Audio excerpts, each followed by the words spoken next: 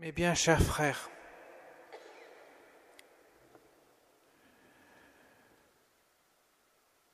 ton Père qui voit au plus secret te le rendra.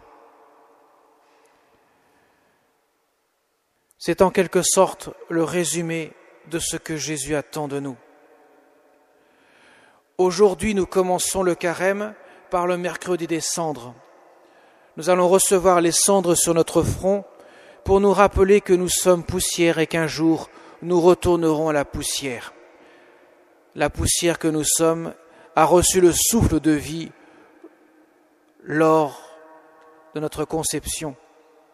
Mais un jour, quand nous quitterons cette terre, le souffle partira, l'âme se séparera du corps et à ce moment-là nous retournerons à la poussière. C'est pour nous dire clairement que nous sommes une créature. La cendre nous rappelle la condition de la créature que nous sommes et bien sûr la pénitence.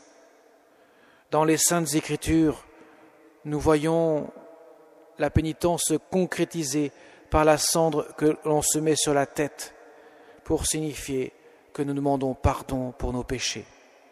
Lorsque Jonas va traverser la ville de Ninive, eh bien, il va proclamer justement encore quelques jours et vous verrez, la ville va être détruite si vous ne vous convertissez pas.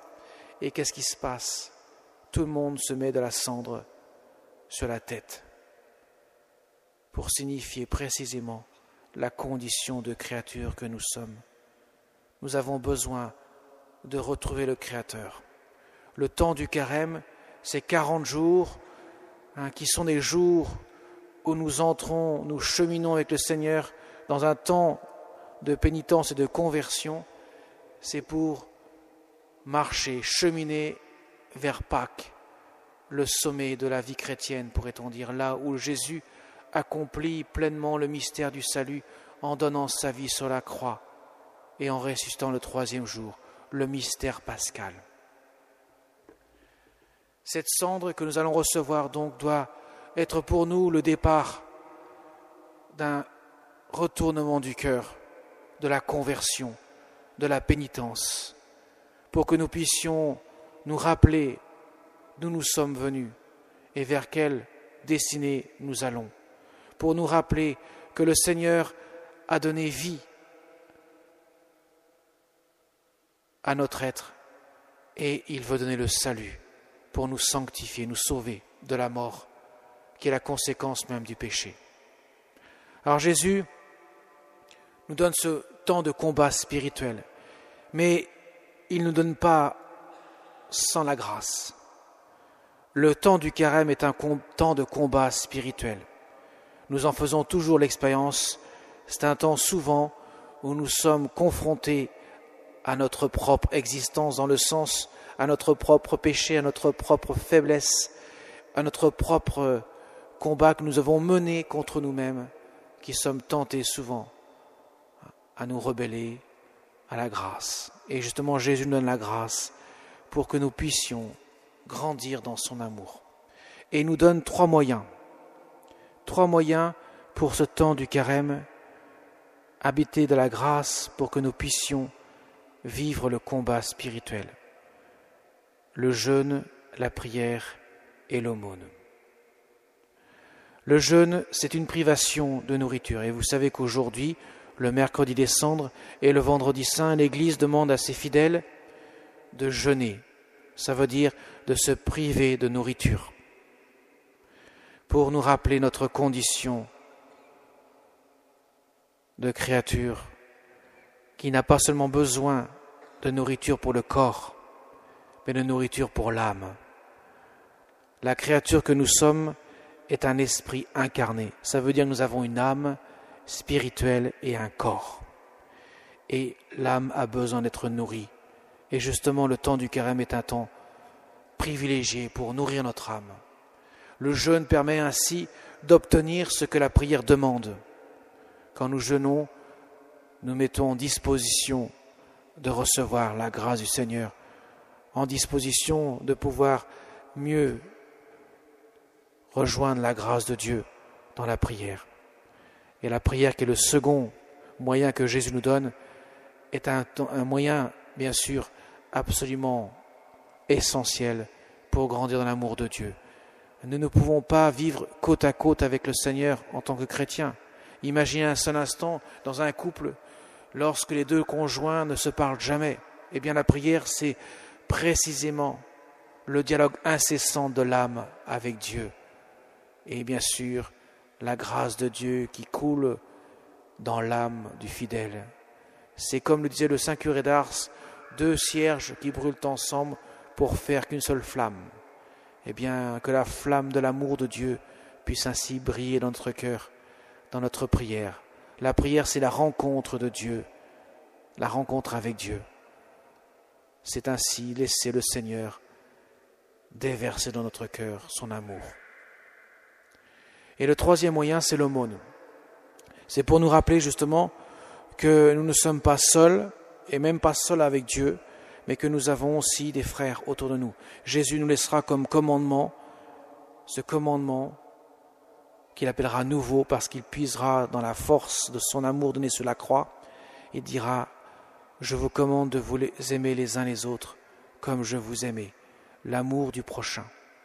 Nous ne pouvons pas vivre de manière individualiste en tant que chrétien, comme un rapport égoïste avec Dieu. Dieu nous dit, tu ne peux pas dire que tu m'aimes si tu n'aimes pas ton prochain. Tu dois l'aimer comme toi-même. Je l'aime autant que je t'aime, donc par conséquent, tu dois l'aimer comme toi-même. Et l'aumône permet de nous rappeler que nous avons un frère à aimer, même s'il a ses défauts, même s'il n'a pas toutes les qualités que j'aimerais avoir en lui, je dois apprendre à l'aimer. Moi-même, j'en ai pas toutes ces qualités. Il m'en manque sérieusement. Moi qui ne suis pas parfait, comme chacun d'entre nous. Le Seigneur nous invite à aimer de la mesure de son amour à lui. Et il dit bien, en donnant ces 3 moyens, il dit, ne faites pas comme les pharisiens, comme ces hypocrites qui se donnent en spectacle, qui se montrent. Si vous faites cela, vous n'avez rien fait. Vous avez déjà touché votre récompense en le faisant en quelque sorte, mais vous ne faites rien qui puisse vous conduire à Dieu. Car Dieu, lui, y voit dans le secret des cœurs ce qui se passe. L'attitude que nous devons mener doit être le reflet de notre cœur. Nous ne pouvons pas vivre seulement de manière extérieure. Notre vie chrétienne est à l'intérieur du cœur. Si ce cœur n'est pas habité par Dieu, si notre cœur n'est pas résolument tourné vers Dieu, il va sans dire que nous ferons des actes, certes pour Dieu, mais ne feront pas la volonté de Dieu. Et à ce moment-là, nous nous enfoncerons dans une croyance qui n'est pas la bonne, parce que Dieu ne peut pas nous rejoindre si nous n'entrons pas dans la dimension de son cœur, ou du moins plutôt si nous ne laissons pas son cœur s'épancher en nous. Alors ce temps du Carême est un temps privilégié de la rencontre avec Dieu, un temps privilégié où nous pensons à nourrir notre âme, un temps privilégié où nous pensons à nous aimer les uns les autres. Et quelle que soit la dureté des combats, quelle que soit la pertinence du combat spirituel que nous devons mener, nous ne devons jamais désespérer de la grâce de Dieu. Dieu n'envoie pas ses troupes au combat sans lui donner la grâce pour le mener. Nous devons avoir cette certitude que Jésus lui-même a vécu ce combat pour nous. Il a eu faim dans le désert. Il a porté la croix. Il a été flagellé. Il a subi les outrages et les flagellés et les moqueries des hommes. Et enfin, il a connu la mort. Tout ça pour nous.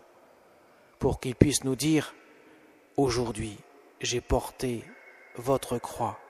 Je vous demande de la porter avec la grâce que moi-même j'ai méritée sur la croix pour chacun d'entre vous.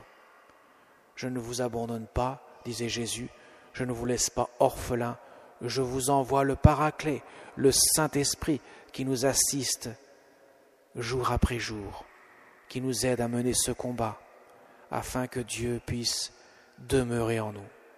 Telle est la vie de la Sainte Vierge Marie. Elle a vécu ce chemin de croix, ce combat spirituel avec la grâce de Dieu. Elle ne désespérait pas, même devant le plus grand des désespoirs qui aurait pu être devant la flagellation, devant le couronnement d'épines, devant le portement de la croix de son Fils bien-aimé et enfin de la mort. À aucun moment elle n'a douté de la puissance de la grâce de Dieu. Elle était toute conduite par le Seigneur. Demandons-lui aussi de nous aider à mener ce temps du carême, ce temps du combat spirituel avec la grâce de Dieu, bien sûr, et l'intercession du cœur immaculé de Marie. Amen.